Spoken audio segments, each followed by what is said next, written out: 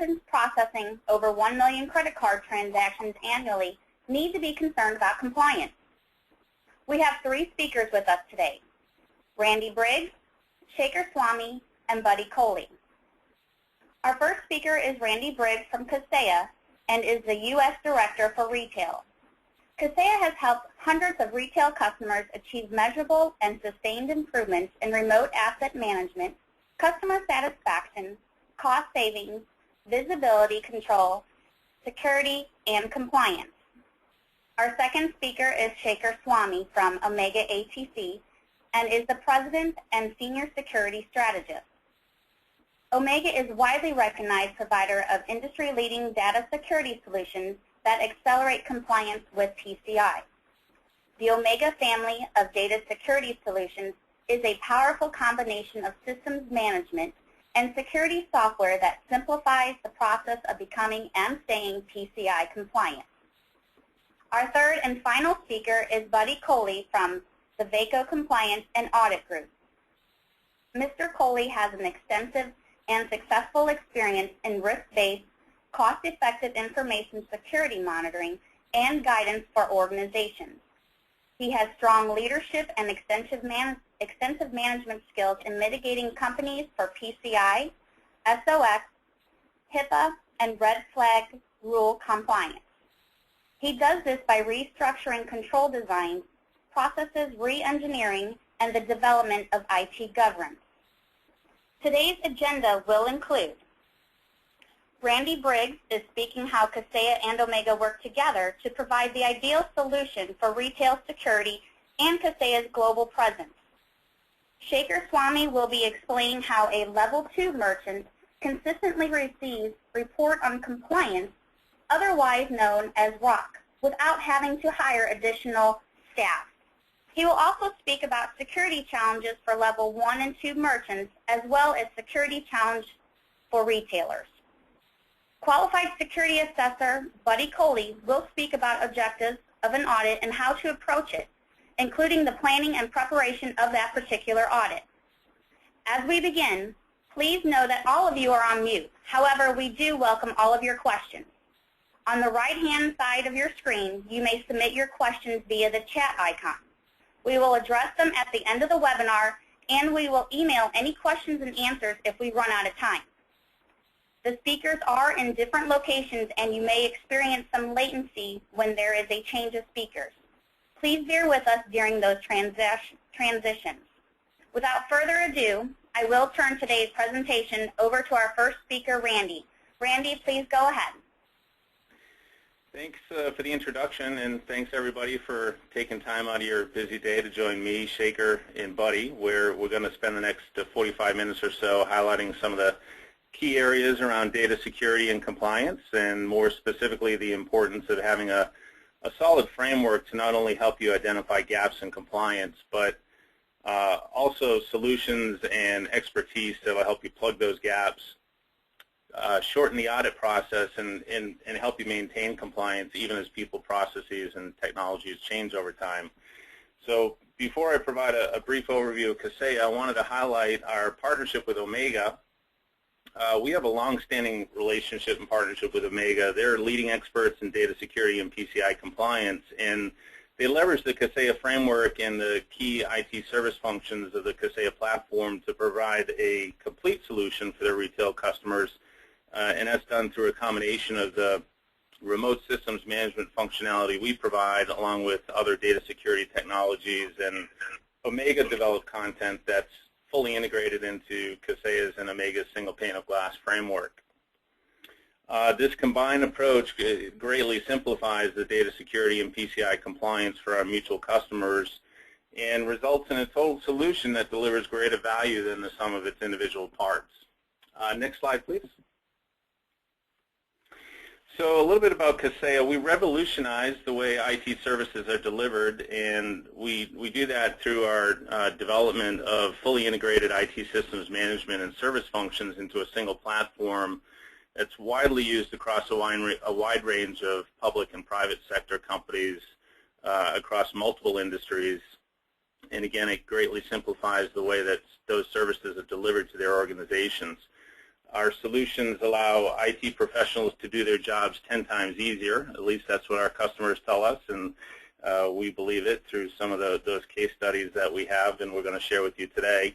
And allows them to be more productive, whether you're tasked with remediating issues, rolling out or updating software across 100 or even thousands of systems, migrating operating systems, performing POS refreshes, or provisioning new equipment for 100 new store openings this year. So as we'll go through the introduction, you'll see that we have a broad, deep offering for those services that you perform on a regular basis.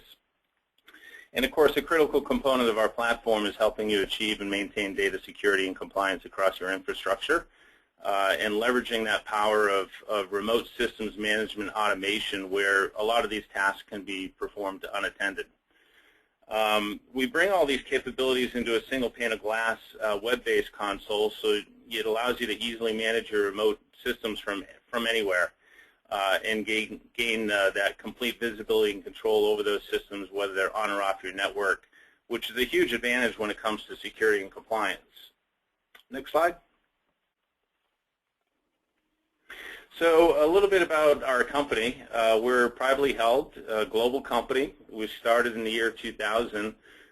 We've realized significant year-over-year growth over the last 12 years. We have over 30 offices located in 20 countries and currently have over 15,000 customers who use our technology every day to manage and support millions of distributed IT assets, including servers, desktops, laptops, mobile devices, POS systems, all those attached devices such as printers, routers, switches, and their overall network infrastructure.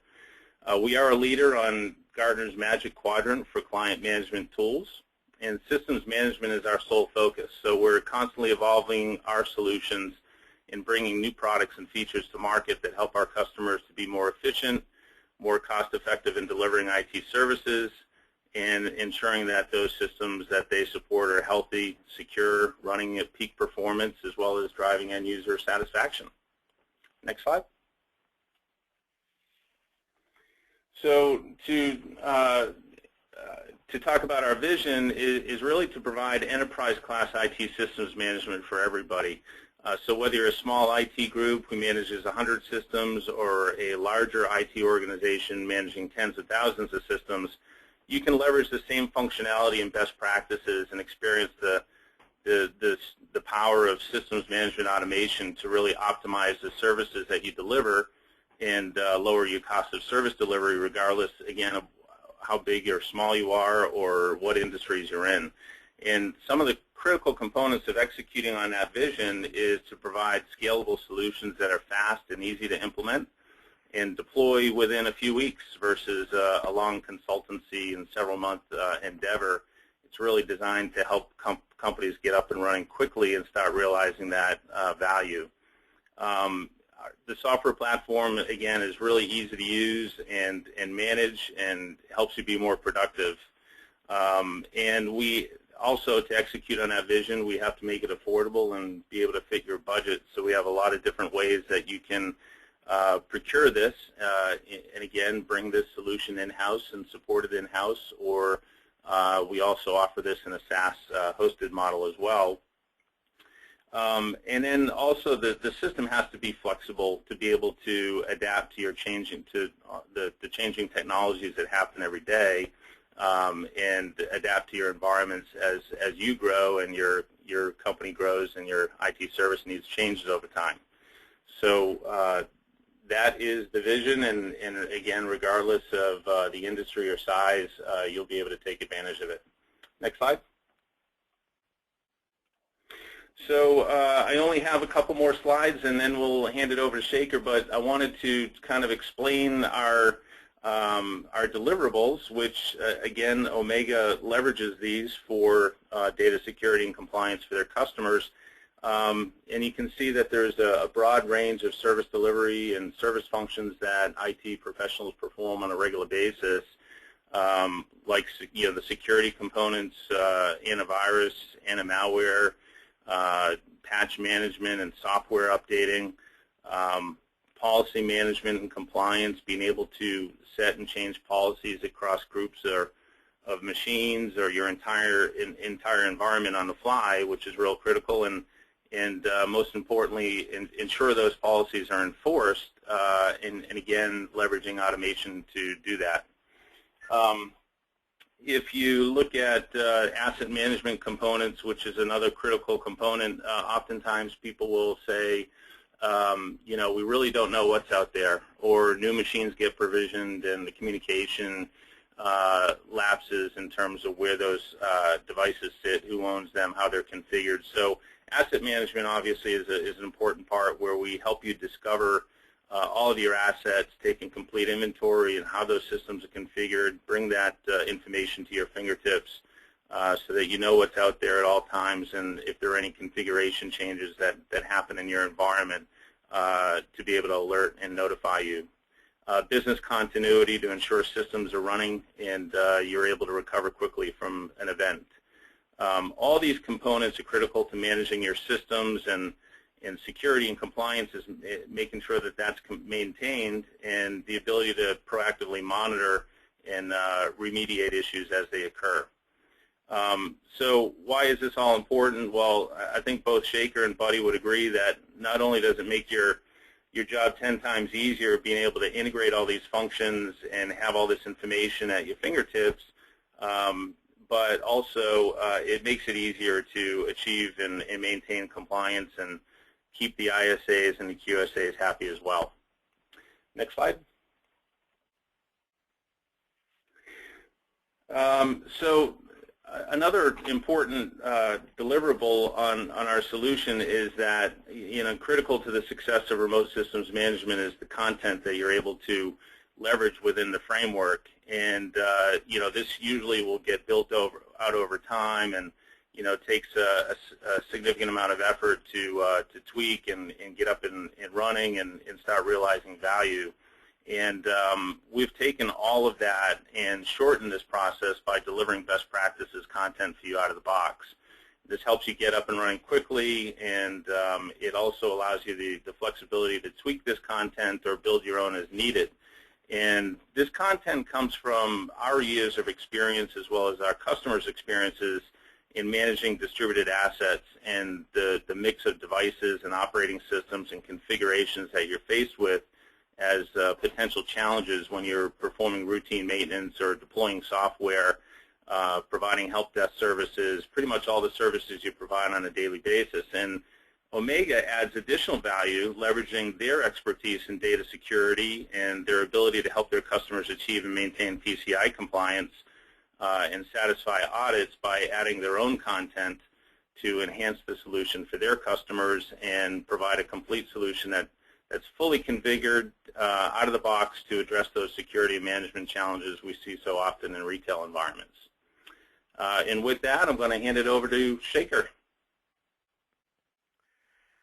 Randy, thank you very much. I'm assuming you can hear me. Yes.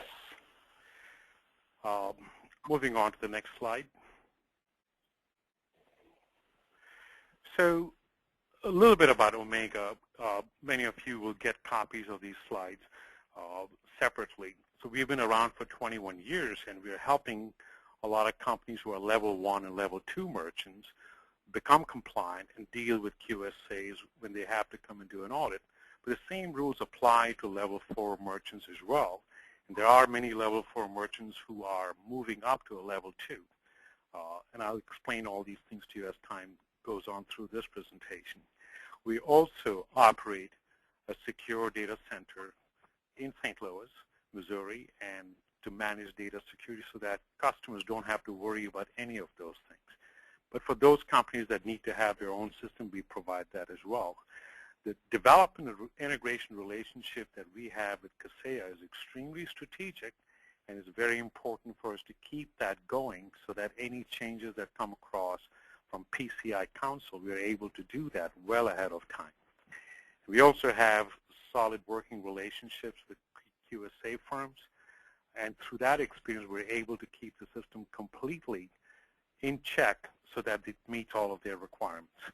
Please keep in mind that as a participating organization in the PCI Council, we have access to a lot of the information well before merchants do.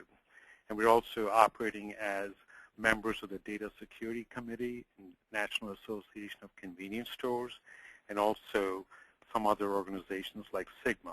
The whole process is focused upon rapid deployment of these systems so that things get done rather quickly. Next slide, please. Just to give you an idea of some customers that we could fit into this page. They're all retailers in a variety of industries, food service. You certainly see convenience stores, and you also see casino hotel chains. So all of these people have to follow the same set of requirements, regardless of what industry they belong to. Next slide, please. So to give you an idea of a recent experience, this sort of brings everything together for many of you who may not be aware of what might be happening. So take an example of a level 2 operator. A level 2 is someone who processes over 1 million transactions of either MasterCard or Visa. It's not the combination of all cards, it's individual cards. Once you become a level 2, then you really have to pay a lot more attention to compliance requirements imposed by qualified security assessors. In this case, it's a 150-store chain, and they had to deal with Amex because they wanted them to support their compliance requirements. Then they engaged a Trustway, which is a qualified security assessment firm that was recommended by Amex. Once that happened, they identified 68 gaps.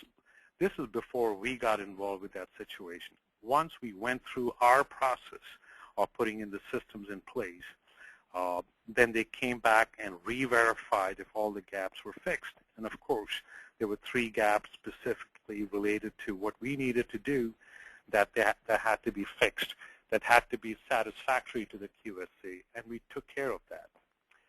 Moving on to the next slide. So the actions that were taken by the retailer includes talking to the POS vendors and network vendors, and clearly they could not meet the compliance requirements on their own, and we got involved. And we migrated all of their data security and internet access to our data center. Again, it's a secure data center where everything needed to operate seamlessly. Then we met with the QSA in November to present all the evidence. And once these changes were made, then of course they came back and approved their report on compliance. It was a very tough experience for everyone, and this is for a level 2 retailer. Moving on to the next slide. A quick example of another organization that runs stores in all the naval bases around the country. They had to be compliant as well. But they not only had to be compliant with PCI, but they also had to meet the military standards. Again, limited staff, tight budgets, as you know, in the federal government these days. The time frames are also very limited. And they have been able to meet the compliance requirements for the last 3 years. They didn't add anybody to their staff. And it's all done using the Omega system, which, as Randy mentioned, consists of Kaseya technology as well. So they're always concerned about upcoming requirements and dealing with these issues well ahead of time. And by doing this, they are really maintaining compliance and serve as an excellent example of what a company needs to do to maintain compliance. Perhaps the single biggest message I'll deliver here is that compliance is not a one-time event, it's an everyday process. Next slide, please.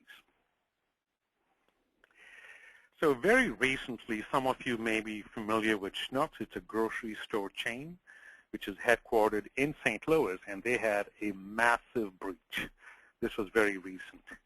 But there are quick-serve restaurants who are our customers, and some of them got notified that there may be a breach at their location because some of the customers who got breached thought they had used their cards at these restaurants. From our perspective, we took it as an important issue, even though it was a suspicion of breach. We went through an internal audit and found all the information that we needed to find, and we determined there was no breach at all in those particular instances. And by doing so, they now have evidence to show for that period that there was absolutely no breach that occurred at their locations. It was expensive for us to complete the analysis and isolate the data, but we have to do it. This is the part of the process. The point I'm making here is that suspicion of a breach can be very expensive as well. Moving on to the next slide. So there are some key lessons that all of us need to keep in mind through these experiences. The first is that the QSA firms are under a lot of pressure to validate level 1 and these days level 2 merchants as well, who fall into the same category. And most of you may not know that there are 286 requirements to be PCI compliant. But when a QSA looks at it, they'll go into more details. And from our perspective, there may be over 1,000 items that a QSA has to deal with. And your size as a retailer is not important to a QSA. The requirements are what's driving everything that they do. The POS vendors and the network vendors cannot meet all of the compliance requirements. They meet a piece of it, but not all of it. So don't assume that you're compliant just because a piece of it is compliant. Don't assume that you're compliant just because your POS machines are compliant. So you have to pay attention to all the requirements. The retailer is clearly responsible for maintaining compliance at each one of the locations. Next slide, please. So the challenges that retailers have from our perspective is making sure that they have some process, some way to manage data security on an everyday basis. It's impossible to fix data security issues if you don't have a solid systems management framework. In other words, if you find a gap, you have to be able to fix it, and that all has to be driven from one central location. What we are finding with a lot of retailers is they have 10, 15 different technologies, and none of them talk to each other, so that increases the number of people that they need to have to maintain compliance. And that is clearly no longer the best way to deal with it because people are under cost pressures as well. If anybody in this conference call thinks that POS vendors are responsible for retail data security, you really need to rethink that. Retailers have to manage everything from their locations and make sure that you're compliant every day so that you don't have to worry about putting in new systems in place every time you have to get a report on compliance. So PCI compliance by itself is not an option for anyone. It has to be done. Next slide, please. So you may concern yourself with why you should even bother with data security as a retailer. So the things that you need to keep in mind are it's clearly about securing your networks and your infrastructure, and it cannot be done overnight. But there are also applications and databases and other systems that you need to make sure that they are clearly compliant and meeting the standards. And then there's also a business continuity issue. In the event something goes wrong, you still have to run and operate your business. And to make sure that you have a minimum amount of risk when it comes to a breach. You have to stay a few steps ahead of those people who are trying to penetrate into your networks internally or externally. But when you do have an incident, you have to be able to recover from these incidents very quickly. And the only way you can do that is to have proper systems in place that clearly identifies what the issue is and fix those problems. So some people may think, oh, I'm going to de-scope my systems and reduce the number of machines within my PCI environment. Yeah, it's important to do that, but it's not going to take away the responsibility of maintaining security across the entire retail chain. And clearly, it's not just about encrypting card numbers as some people are expecting, because once you have encryption of card numbers, it still exposes the organization to other aspects of compliance.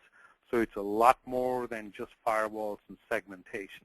Please keep that in mind as you go through this process of becoming compliant and maintaining compliance. Next slide, please.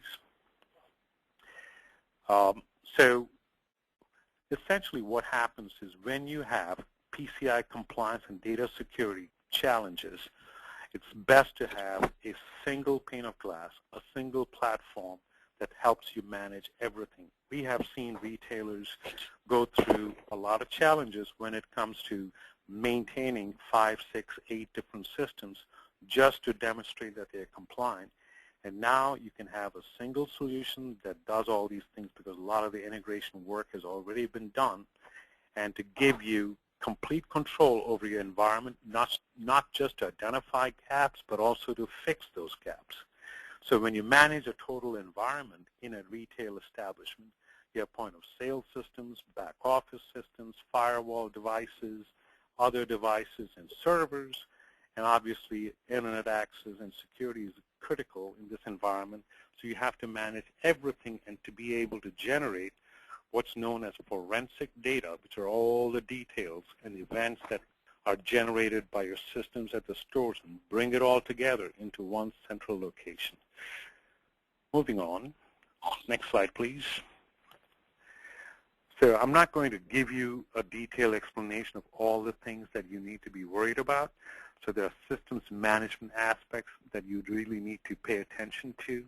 A simple example here is software distribution, making sure all pieces of software are up to date and compliant, and to be sure that you're able to log all the tickets in the ticketing system. They're all components here. When it comes to data security, which is a layer on top of the systems management, simple things like password management, making sure that you have a policy to manage changes to passwords every 30 days or every 90 days, whatever you require, and to be able to change it on demand. Another example is wireless intrusion prevention. Some people might say, gee, we don't have wireless access in our stores. Why do I need it? Well, it's the idea of preventing rogue wireless access into your systems. Today, a Windows 7 system can become a wireless access point as well. So you need to watch for these things. Another example is patching of systems.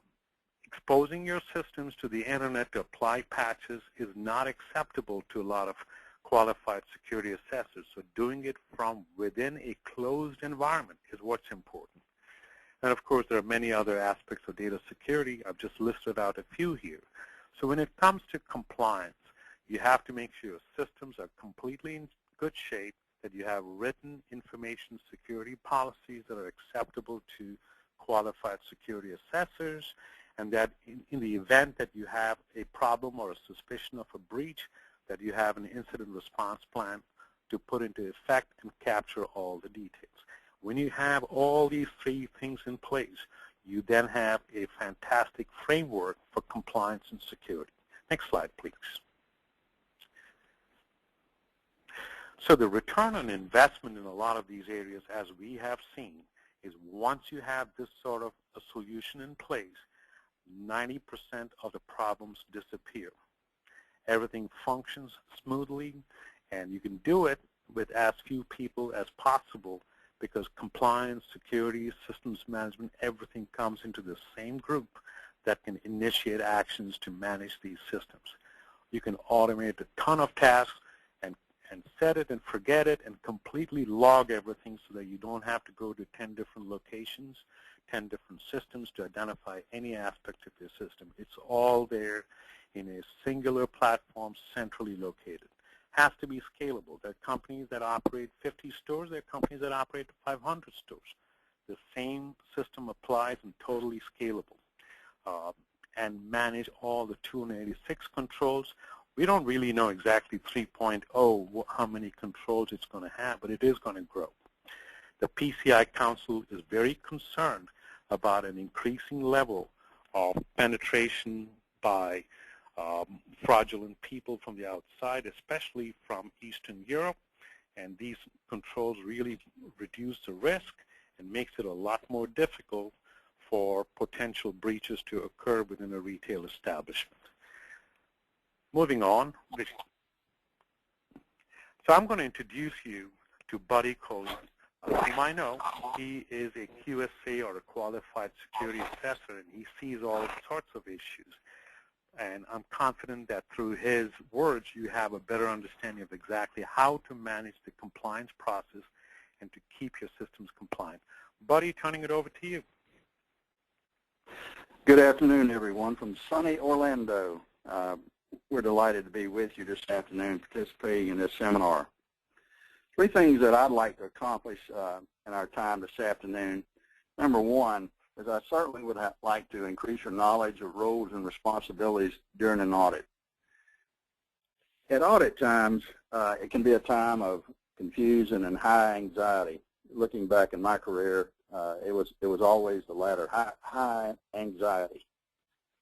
It's important that each PCI team member understands their roles during the audit, and that's one of the things that we'll be talking about in depth this afternoon.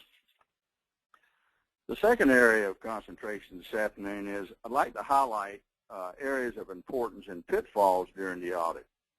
My job as a QSA will be to guide you through the minefield of troublesome areas and suggest alternative solutions for a meaningful audit, or not a meaningful, a better word is successful audit. Our audit team can't be successful without our client being successful, and that's very important to all of us. A third area of concentration this afternoon is I would always like to see in our audit team members a sense of urgency in planning your audit. You've probably heard the old saying, if you fail to plan, you plan to fail. So how true that is for the audit. That's a very important phase right there, and keeping your sense of urgency as you go through this will keep everybody on track. Always maintain your sense of urgency through the audit, and keep your eye on, especially on the time and different processes as we go through this. Next slide, please.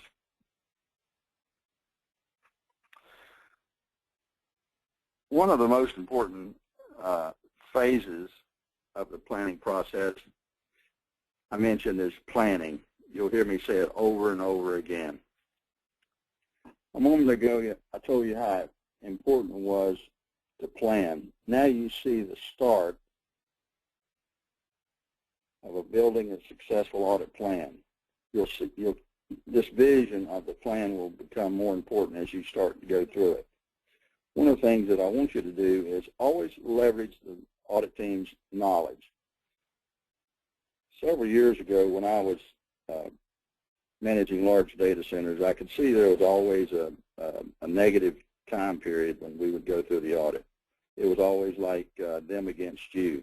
But one of the things that I hope that we can turn around, and we have turned around over the last several years, maintain a positive attitude and relationship, not an adversarial one, between you and the audit team. They have a tremendous amount of knowledge, tools, and tricks up their sleeve, and certainly leverage that relationship as you go through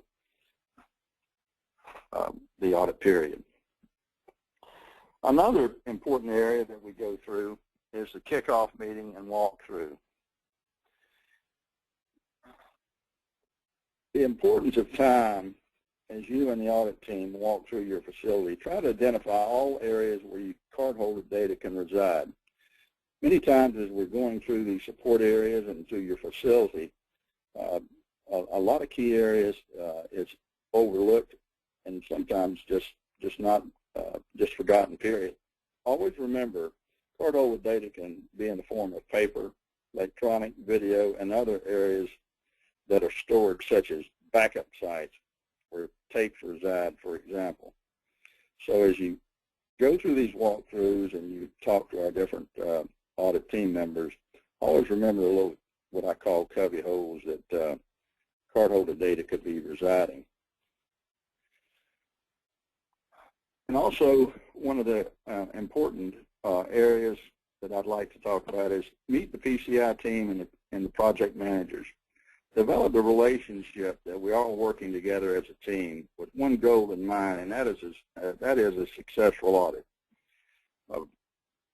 I think as we get to know one another during an audit period, I think data flows back and forth much better once you can have a feeling of camaraderie within the audit team.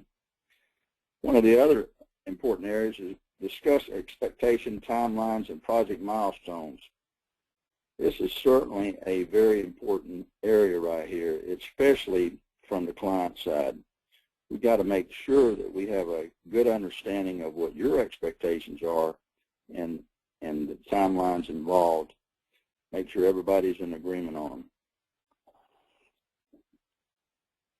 Also, your project hours can, what I call, slip away sometimes, especially when you least expect it. When problems occur, try to stay on track.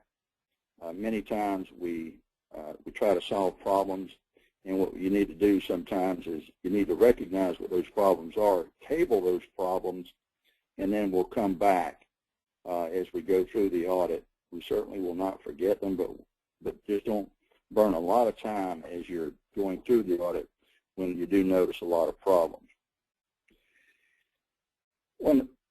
Another point that I'd like to try to make is key areas of the organizations that contain cardholder data. Think outside of the box. Think outside of the areas that do contain cardholder data. I can't emphasize that. Budgets. Boy, how many times are we asked about budgets? Are we on plan? Are we on time? Are we within our budget? So it's always very important to stay on time and within your budget constraints. Remember, delays during the audit process can affect the budget a great deal. And always expect the unexpected.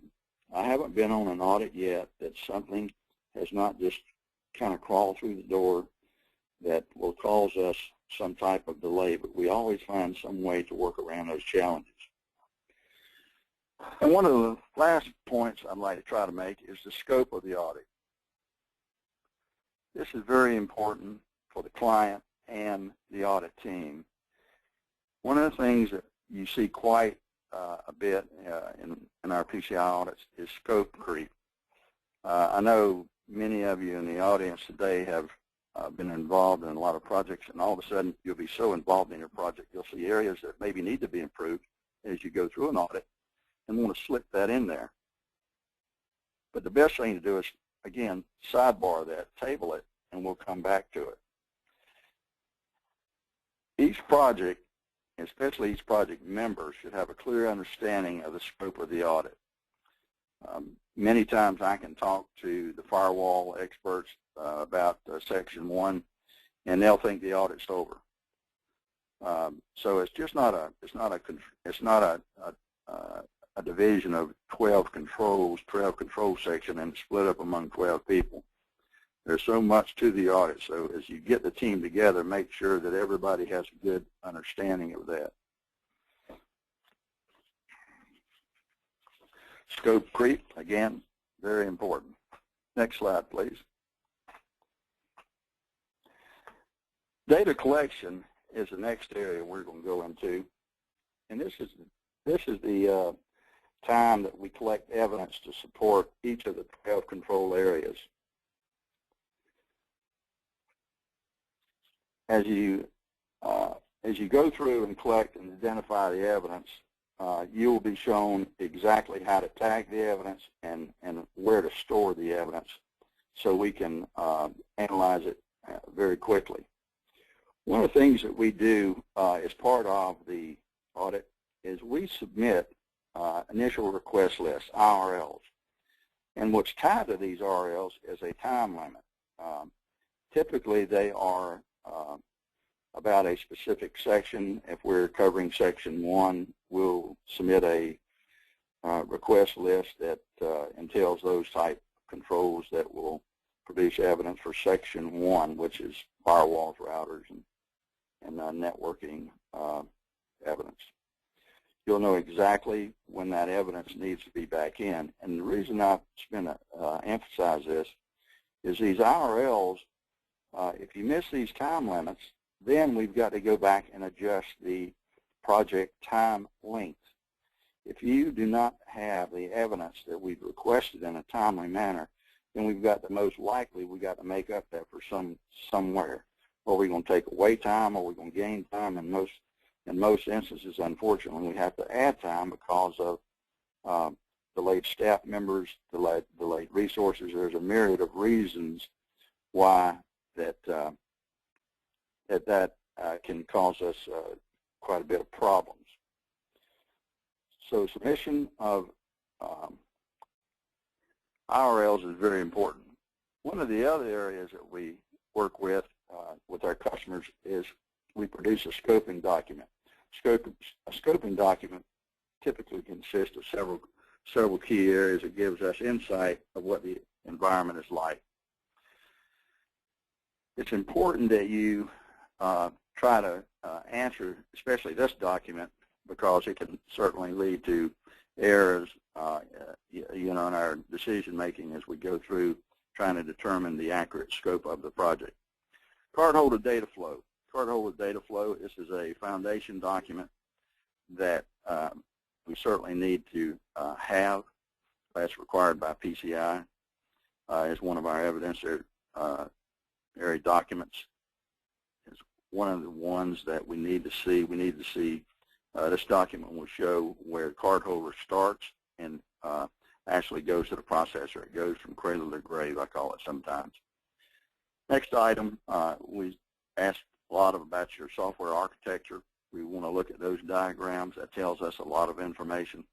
And of course, network diagrams. These foundation documents that I'm talking about right now are extremely important. As you go through this data collection with your QSA, if you don't have these documents, and many of our customers, this is the first time they've ever gone through really an audit such as this. And sometimes they just don't have it. And if you don't have it, just tell the auditor, we don't have it. So we'll have to come back and put a placeholder in its place and figure out what we've got to do to get around those type of deficiencies. Next thing, another area that we look at is database schemas and file formats. That just tells us what your data is looking at. The last three items that we have on this slide is the policies, IT procedures, and development policies. All three of these really tie together as we go through the audit process, because each controls many times requires a policy to within the control, and also they want the procedure, the IT procedure, explained. So all of them are very important. Next slide, please. The consultant responsibility. I've kind of hinted at just a few minutes ago what my job is, and that's to guide you through the audit process. And one of my foundation pet peeves is there's no crazy question. So I have a lot of executives all the way through, very technical people, asked all kind of questions. So there's none out of bounds, because we certainly want to make sure that you have a good understanding of what is being asked of you. The technical analysis, we'll be going through running a lot of automated tools, and we'll be analyzing a lot of your processes. Now, one of the things that happens quite a lot is sometimes we'll ask the same question multiple times, and sometimes our customers bring that up and they say, haven't you asked that before? The reason that we're asking that question probably multiple times is because you have given a not very satisfactory answer where it needs to be clarified a little better. And one of the most important things is I want us to, as we get together with our clients, I want you to feel like that we're an extension of your staff. Again, this gets back to our culture, and this is just not about a QSA coming in, checking the block, and holding you accountable for it. What we want to try to do is work through the audit process with you, certainly transfer knowledge with you, and make you a successful client. Now, client responsibilities. One of the things that we see quite often fall down is staying on track with these subject matter experts with our clients. We see all kind of myriad of reasons that we'll schedule interviews and the firewall guy has a problem. There's a myriad of reasons that the subject matter experts have trouble sometimes staying on track. So it's very important. Documentation, I've mentioned that before, and certainly the documentation. If you have, if you can only produce what you have, and then we'll make an analysis of is that sufficient for the controls that we're looking at. And establish communication guidelines.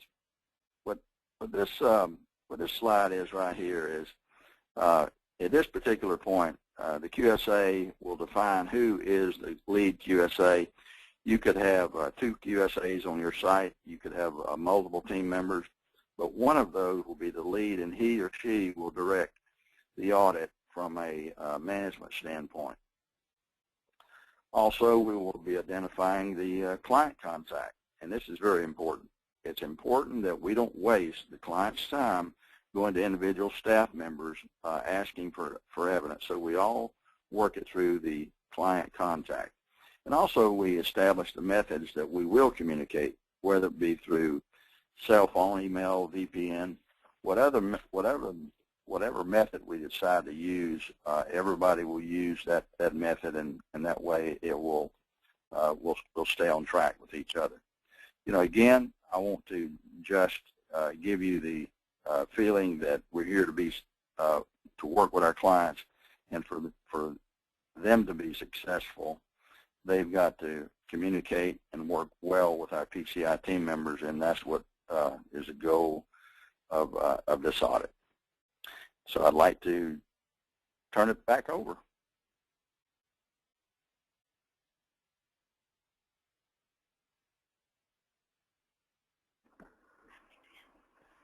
Shaker, are you there? I'm here. So there are multiple ways people handle audits and things like that.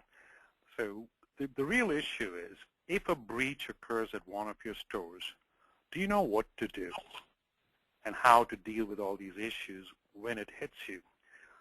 The second question really is, if you have to get a PCI audit done, do you know exactly what to do to prepare for it and to have all the evidence collected so that your audit time becomes rather short?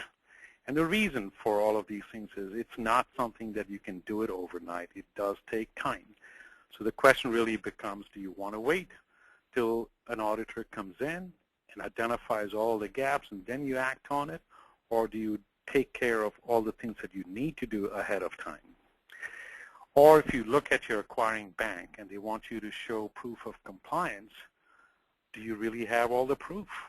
Do you really know how to fill out these forms? It's not filling out a form and signing it and sending it in. You really have to have the proof available to you. Or if you need the help of a security strategist to help fill out the questions in such a way that you can stand behind the answers, the last thing you should do is say yes to something when you know the answer is really no. But if you would like to see a demonstration of the system, we'll certainly help you through that process. You can give us a call. We'll be happy to do that. Or if you would like any assistance for the initial assessment of the environment, we can help you do that as well. And we didn't talk about penetration testing throughout this, but that is a whole separate process, and that needs to be done annually. So if you need assistance with that, we're certainly available to do that as well. Next slide, please. So I'm sure there are questions. We'll be happy to answer those questions. Randy, myself, or Buddy can respond to any questions that come up. I'll open it up.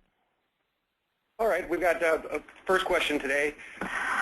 I'm a level 2 merchant and have never been breached or audited. Why should I worry about it now? Okay, maybe I'll take that question, Mike. If you're a level 2 merchant, keep in mind that you will be required to do an audit, either using a QSA, like Buddy Coley's organization, or you have to have an internal security assessor who's certified to actually complete the audit. And when you go through this process, it is not something you can just fill out a form and send that in. It does take time. So You cannot do it overnight, so you might as well plan on it and execute it in such a way that you're able to complete the report on compliance or the internal assessment in a proper fashion. All right, we had another question just come in. What exactly is a penetration test? And Very good who needs question. to do this? I will answer this, and then Buddy can expand on that. The penetration testing really is almost like a hacker trying to get into your system from the outside and from the inside. Keep in mind that 38% of all breaches occur today because of internal people doing things that they're not supposed to be doing. So when you do a penetration testing, it's a hacker-like approach. All sorts of tools are used to go through the penetration testing and to identify any problems. And then you will feel fairly secure that nobody can breach you from the outside or the inside. But if you want to expand on that, please do.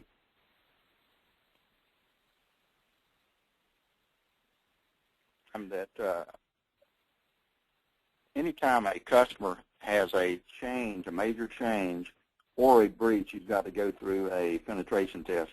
So in some situations, it is a requirement. So as the client goes through major changes in their network internally or externally, just keep that in mind, because that will be an additional probably expense or item that you have to face.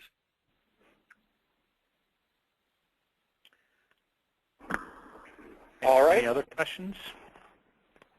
No, I think that's it. That concludes today's webinar. We will be sending a link to the recording of today's webinar via email to all participants, and it will also be hosted on omegasecure.com.